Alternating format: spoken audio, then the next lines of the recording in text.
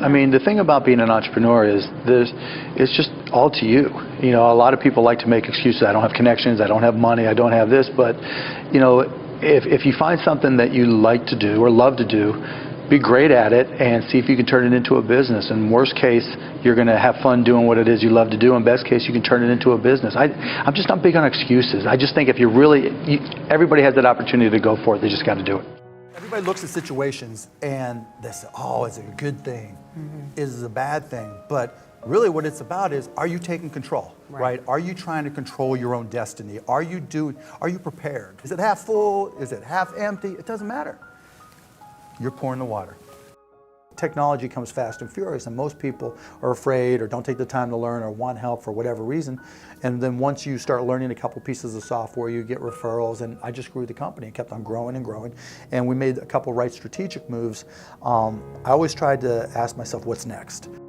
My dad would just get up and go to work, and neither one of them went to college, and they were like, you guys, I have two younger brothers, Brian and Jeff, like, you guys are going to college, and we're going to figure it out because education's important, and you've got to find your own path. And he was always pushing me, and both my parents were pushing me to be independent. And however it started, I don't know, from the time I was 9, 10 years old, I was hustling. I was one of those kids that was always selling something. Everybody's got something that they're good at, and the hard part is just finding it. And I found out early that I was a good salesperson, that I really liked business. You know, like I like sports. I mean, I read everything I possibly could, played sports as much as I could, just wasn't as good as I wanted to be. And business was the same way. I mean, as long as I could remember, I was buying and selling baseball cards, garbage bags, whatever I could find, stamps, to collectors. But I was also reading everything I possibly could about business.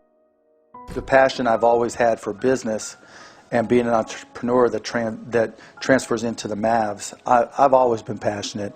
Some people thought, you know, it's more OCD than anything else, which I think is a great trait for an entrepreneur.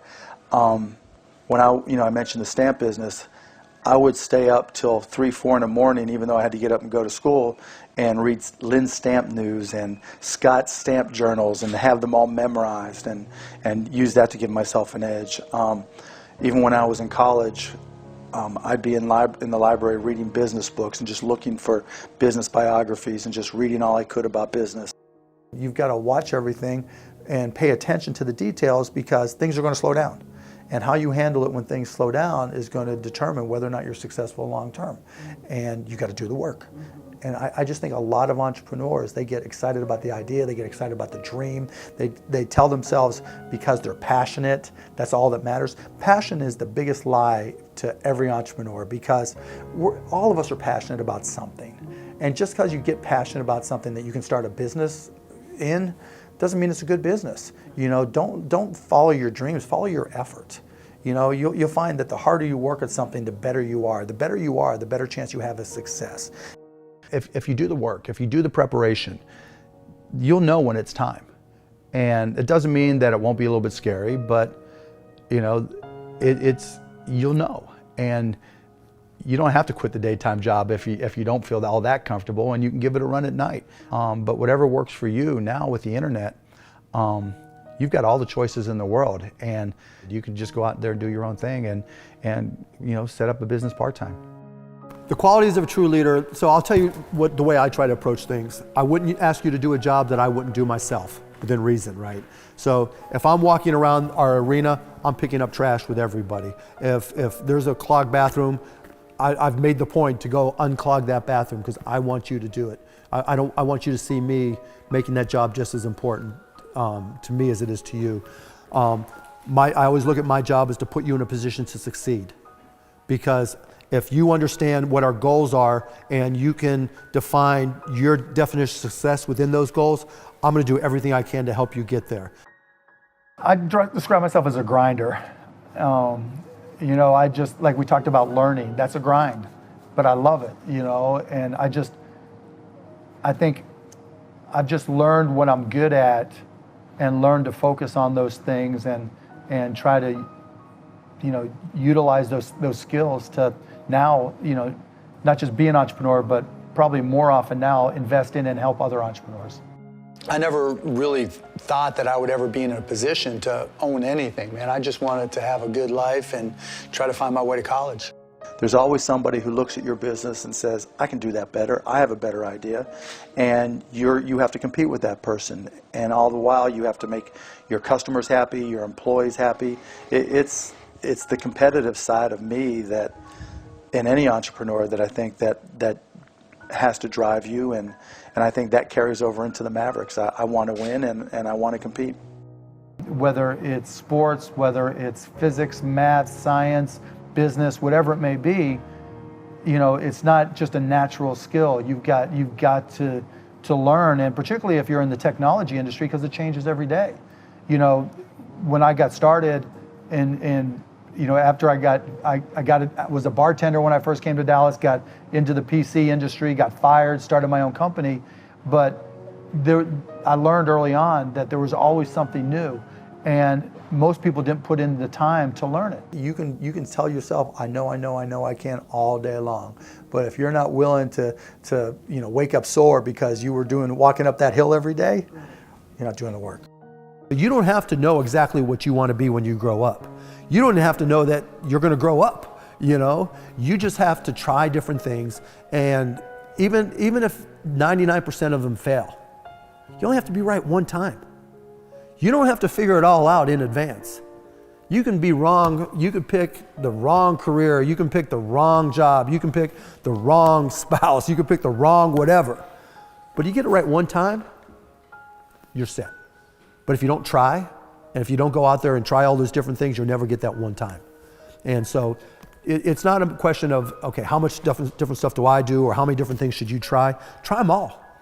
Follow your efforts. Where do you put in your time? Where are you willing to work? Because you'll be shocked that that's probably your true passion. It's probably just not as cool or as hip or as dramatic or glamorous.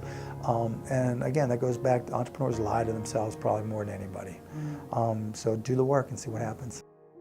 I think my experience applies to anybody, right? Any entrepreneur, no matter what you're trying to sell. And I also think that it's a great business opportunity simply because the markets that they want to sell to are underserved. There just aren't as many entrepreneurs, so there's more opportunity. And so I think it makes great business sense.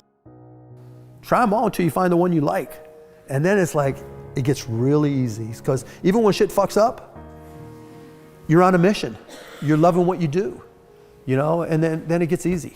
And so that's just the approach I've always tried to instill in people who work for me and myself. How can you control your own destiny? Because the minute you lose control of that, you're dependent on somebody else. And look, that happens to every company at one point or another, but the less you can have it happen, the better off you're going to be. Once I figured out that everybody needed garbage bags, then it really became obvious to me that if I can find things that people needed and wanted, and I could do it a better way than what they were doing it, then I can make some money. And that's kind of stayed with me, because that's what it's all about. I mean, you know, selling isn't convincing somebody to do something they don't want to do. Selling is understanding what Chris Paul needs and then finding a way to provide it in a better way than what they're doing now. You know, you've got to be very careful as an entrepreneur to be brutally honest with yourself. And those are some of the things that you'll hear from me as a mentor, that, you know what you know what you don't know, but you've got to know your business better than anybody. In business, when you start a company, you don't know who all the competition is. You know, you set your sights on what you want to accomplish, you work hard, you try to come up with an advantage that your company offers, you try to come up with something that people want to pay for, and then you try to improve it every day. You try to re-earn your customers' business every single day. But you don't know where your next competition is coming from. So whether it's football, whether it's American football, whether it's basketball, you know, the game is 60 minutes long, 90 minutes long, 48 minutes long in the case of basketball. You play the game and it's over. In business, everybody here, you know, anybody can start a business and compete with you. So it's nonstop competition that's 24/7 by 365. And to me, that's what I love.